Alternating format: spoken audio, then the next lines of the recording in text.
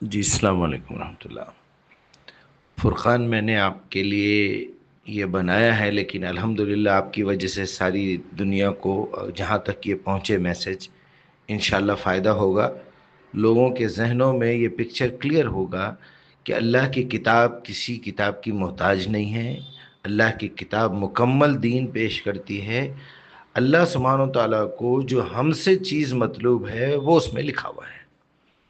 ہم کو جنت میں واپس جانے کے لیے کیا چیزیں، کیا ٹولز چاہیے، کیا چیزیں نیسیسری ہے، وہ اس میں کلیئرلی لکھا ہوا ہے۔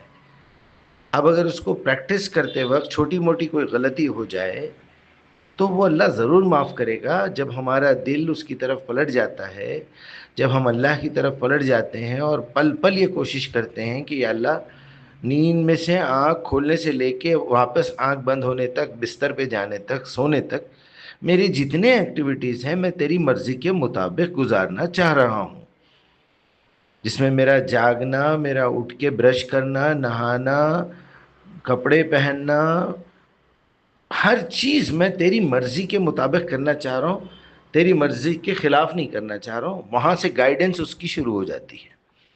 آپ کے سامنے ایسی تمام چیزیں آ جائیں گی جو آپ کو صحیح طریقے سے گائیڈ کریں گی، بشرط یہ کہ آپ برائی چھوڑنے کے لیے تیار ہو جانا۔ وہ آپ کو اندر سے پکار پکار کے بولے گی۔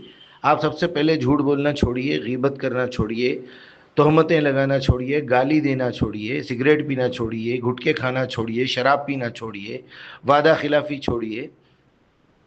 یہ کچھ 10 کمانڈمنٹس میں نے بنائے تھے۔ آپ یہ 10 کمانڈمنٹس جو ممنوعات ہے، پروہیبیشنس ہیں، کہ پروہیبٹڈ ہے یہ چیزیں یعنی آپ کو روکتی ہیں، اس کو انسٹرکشنز دیے گئے ہیں، مت کرو۔ جوا مت کھیلو، حرام مت کھاؤ، رشوت مت دو، رشوت مت لو، سودی کاروبار میں مت پڑو، زنا مت کرو، بے حیائی مت کرو، شرک مت کرو، لاپرواہی مت کرو، جہالت میں مت رہو۔ آپ صرف برائیوں سے بچ جائیے، 10 بڑے گناہوں سے بچ جائیے، اللہ ہدایت دینا شروع کر دے گا۔ یہ ہدایت کی شرط ہے، ہدی للمتقین۔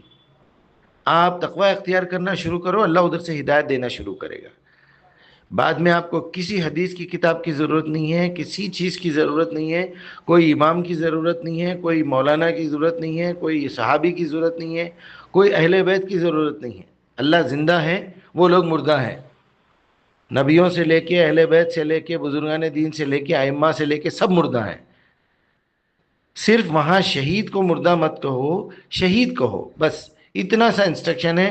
اس کو لے کے تماشا کر رہے ہیں ہم لوگ۔ اگر یہ لوگ بالکل سچی بات کر رہے ہیں تو سب سے پہلے ان سے کہیے کہ ساری کتابیں جلا دے، کوئی ایک کتاب لکھ دو حدیث کی، ساری کتابیں مٹا ڈالو، صرف ایک ہی تفسیر کو زندہ رکھو، ساری کتابوں کو آگ لگا دو، پانی میں ڈال دو، صرف ایک ہی تفسیر کو رکھو، بس۔ تو ہم مانیں گے کہ واقعی سارے کے سارے متفق ہیں، سارے کے سارے متواتر، ہر بات صحیح طریقے سے ٹرانسفر ہوئی ہے۔ ورنہ اتنا کچرا ملایا گیا ہے، اس کچرے کی وجہ سے اصل بات بھی چھٹ جا رہی۔ بہت پیارا علم جو ہمارے بزرگ، ہمارے بڑے، ہمارے صحابہ، اہل بیت جو علم ٹرانسفر کرے، انہوں نے قرآن کو کس طرح سمجھا، ہم بعد میں پڑھیں گے، وہ پہلے ہم سمجھیں گے۔ ہمارا رب زندہ ہے، ہماری شہرت سے قریب ہے، ہم سے آرڈر دے رہا ہے، وہ ہم سے آفر دے رہا ہے کہ اذا سألک عبادی انی فإنی قریب، سوال کرنا ہو تو مجھ سے کرو۔ فَلْيَسْتَجِيبُوا لِي، جواب صرف مجھ سے طلب کرو، وَيُؤْمِنُوا بِي، مجھ پہ ایمان رکھو۔